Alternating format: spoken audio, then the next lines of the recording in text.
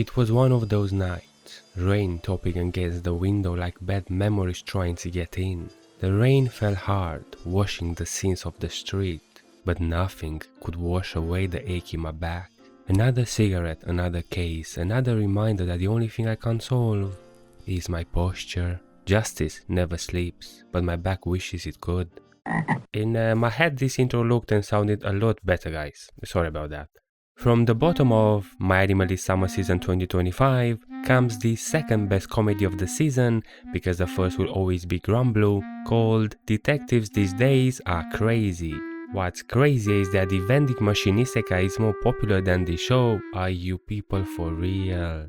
This anime follows the endeavors of a used-to-be famous detective and his assistant Kana Hana. Kana Hana's voice acting performance is mental in this show, guys, but more on that later. So our main guy was a great detective back in his younger days, a famous genius who would crack even the toughest cases, a prodigy destined for greatness. But his career did not follow the path he dreamed of. Now past his prime and fighting the numerous issues that come with the age of 30 plus, like getting up a bit too fast, I do sympathize. He struggles to make a living practicing the job he loves. Maybe he'll be forced to flip some burgers to pay his rent.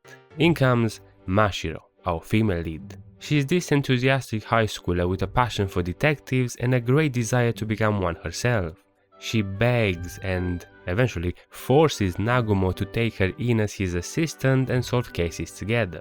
The cases are super fun, sometimes outright hilarious, also extremely unexpected. You're never sure what comes next because they can vary from taking down a wasp nest to taking out the Ninja Turtles. There is this generational gap between the two main leads which creates many gags between the two.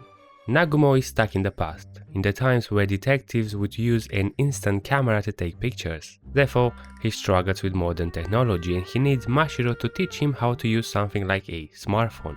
But this goes both ways. Nagumo can flex on Mashiro with his boomer knowledge and his trinkets.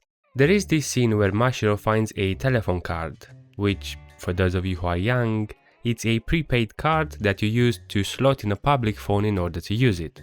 Now, Mashiro obviously doesn't know what it is or how to use it, but she doesn't want to admit it to Nagumo. And she's like, yeah, of course I know how to use it. And she does this. The dynamic between the two leads is the bread and butter of the show.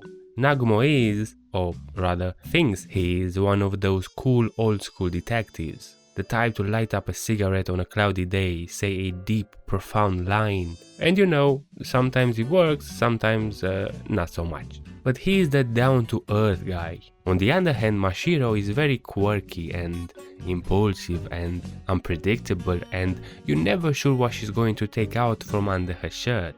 It feels like no matter in what scenario they get thrown in, they'll bounce off each other so smoothly.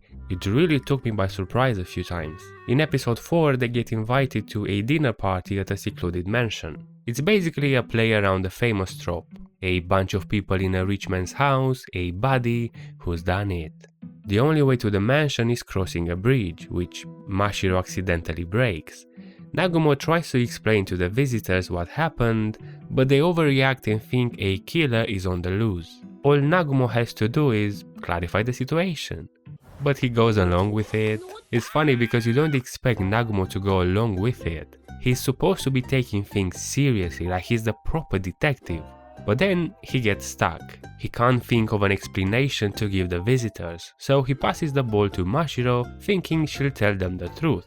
But she also goes along with it. They go back and forth creating this fake story of a killer hunting them for revenge. It's so funny and so random.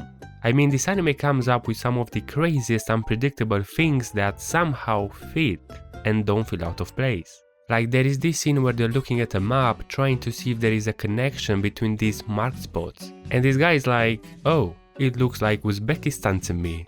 Like, what the fuck, where did that even come from?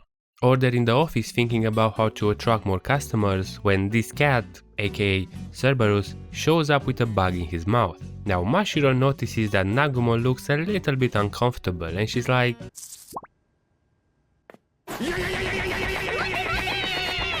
and then shush, she takes out a flamethrower out of her shirt.